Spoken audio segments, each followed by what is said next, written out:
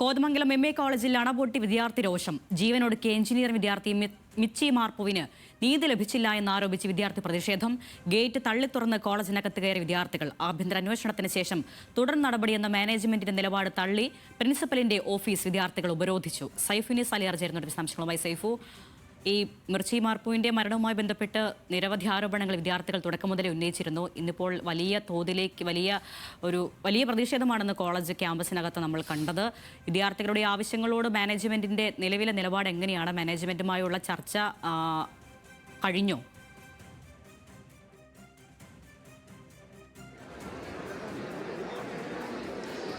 അരുണ്യ, മാനേജ്മെന്റുമായുള്ള വിദ്യാർത്ഥി പ്രതിനിധികളുടെ ചർച്ച ഇപ്പോഴും തുടരുകയാണ്. ഇപ്പോൾ ഏകദേശം 2 മണിക്കൂറുമായി ചർച്ച തുടരുകയാണ്. പലവിധ വിഷയങ്ങളിലാണ് ചർച്ചകൾ നടക്കുന്നത്. പക്ഷേ കൃത്യമായൊരു തീരുമാനം ഇതിൽ ഇപ്പോഴും വന്നിട്ടില്ല എന്നുള്ളതാണ് പ്രധാനപ്പെട്ട കാര്യം. കാരണം ഇതിൽ പ്രധാനമായും കുട്ടികൾ ആവശ്യപ്പെടുന്നത് ഈ മരിച്ച മിച്ചി മാർപ്പുവിൻ്റെ കുടുംബത്തിന് നഷ്ടപരിഹാരം നൽകുക, അവരുടെ കുടുംബത്തെ നേരിൽ കണ്ട് സംസാരിക്കുക എന്നുള്ളതാണ്. അതിൽ മാനേജ്മെന്റ് പറഞ്ഞിരിക്കുന്നത് അവരെ നേരിൽ കണ്ട് വിഷയത്തിൽ സംസാരിച്ച ശേഷം അതിൽ തീരുമാനം ഉണ്ടാക്കാമെന്നാണ് അറിയിച്ചിരിക്കുന്നത്. മറ്റൊന്ന്, ഈ കുട്ടികളുടെ രക്ഷിതാക്കളുമായിട്ടുള്ള മീറ്റിംഗ്, അതായത് മുഴുവൻ കോളേജുകളിലെ വിദ്യാർത്ഥികളുടെ രക്ഷിതാക്കളുമായ ഒരു മീറ്റിംഗ് മാനേജ്മെന്റ് നടത്തുക, അവരുടെ ആശങ്കകൾ പരിഹരിക്കുക തുടങ്ങിയ ആവശ്യങ്ങളാണ്. അതും ഒരു തീയതി തീരുമാനിക്കണം എന്നുള്ളതുമാണ്. അത് ആലോചിക്കാമെന്നാണ് ഇപ്പോൾ മാനേജ്മെന്റിന്റെ ഭാഗത്തുനിന്ന് അറിയിച്ചിരിക്കുന്ന നിർദ്ദേശം. മറ്റൊരു പ്രധാനപ്പെട്ട കാര്യം ഇവർ പറയുന്നത് ഈ വിഷയത്തിൽ ഡീനെയും പ്രിൻസിപ്പലിനെയും മാറ്റി നിർത്തിക്കൊണ്ട് ഇതിലൊരു അന്വേഷണം നടത്തണം എന്നുള്ളതാണ്. പക്ഷേ അതിലാണ് ഇപ്പോൾ മാനേജ്മെന്റ് കൃത്യമായ ഒരു തീരുമാനം പറയാതിരിക്കുന്നത്. അങ്ങനെ പ്രിൻസിപ്പലിനെ മാറ്റി നിർത്തിക്കൊണ്ട് അന്വേഷണം നടത്തുക എന്നുള്ളത് സാധ്യമല്ല എന്നുള്ളതാണ്. നിലവിൽ 20 വിദ്യാർത്ഥികളും ഒപ്പം തന്നെ KSUവിൻ്റെയും SFIയുടെയും 2 സംസ്ഥാന പ്രസിഡന്റുമാരടക്കമുള്ള പ്രതിനിധികളുമാണ് ചർച്ചയ്ക്കായി കയറിയിരിക്കുന്നത്. ചർച്ച ഇപ്പോഴും തുടർന്നുകൊണ്ടിരിക്കുകയാണ്. ഇവരുടെ ഒരു മറുപടി എന്താണ് എന്ന് കേൾക്കാനായി സമരം ചെയ്യുന്ന വിദ്യാർത്ഥികളെല്ലാം തന്നെ കോളേജിന് പുറത്ത് കാത്തു നിൽക്കുകയാണ്. പ്രിൻസിപ്പലിൻ്റെ അഡ്മിനിസ്ട്രേറ്റീവ് ബ്ലോക്കിൻ്റെ പുറത്ത് കാത്തിരിക്കുകയാണ്. ഇക്കഴിഞ്ഞ ശനിയാഴ്ചയാണ് മിർച്ചി മാർപ്പുവിൻ്റെ മരണം ഉണ്ടായത്. മിർച്ചി മാർപ്പുവിനെ മരിച്ച നിലയിൽ കണ്ടെത്തിയത്. അതിനുശേഷം കോളേജിനെതിരെ വലിയ രീതിയിലുള്ള പ്രതിഷേധം കുട്ടികളുടെ ഭാഗത്തുനിന്നുണ്ടായിരുന്നു.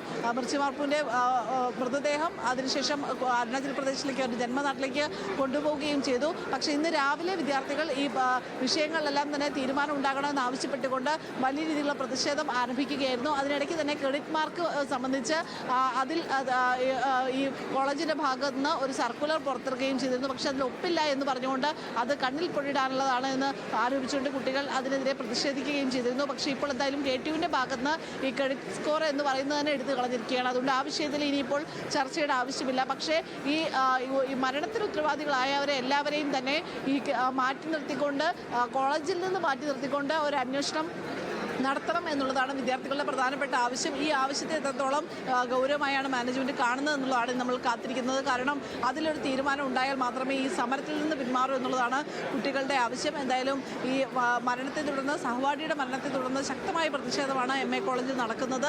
നേരത്തെ പ്രിൻസിപ്പലിനെ ഖരാവ് ചെയ്ത് നടക്കുമ്പോൾ നടപടികളിലേക്ക് കുട്ടികൾ പോവുകയും ചെയ്തിരുന്നു. അതിനുശേഷമാണ് മാനേജ്മെന്റ് പെട്ടെന്ന് വിദ്യാർത്ഥി പ്രതിനിധികളുമായി ഒരു ചർച്ചയ്ക്ക് തയ്യാറാണെന്ന് അറിയിക്കുകയും അതിൽ ചർച്ച നടക്കുകയും ചെയ്യുന്നത്. എന്തായാലും ചർച്ച ഇപ്പോഴും പുരോഗമിച്ചുകൊണ്ടിരിക്കുകയാണ്. അരുണ്യ.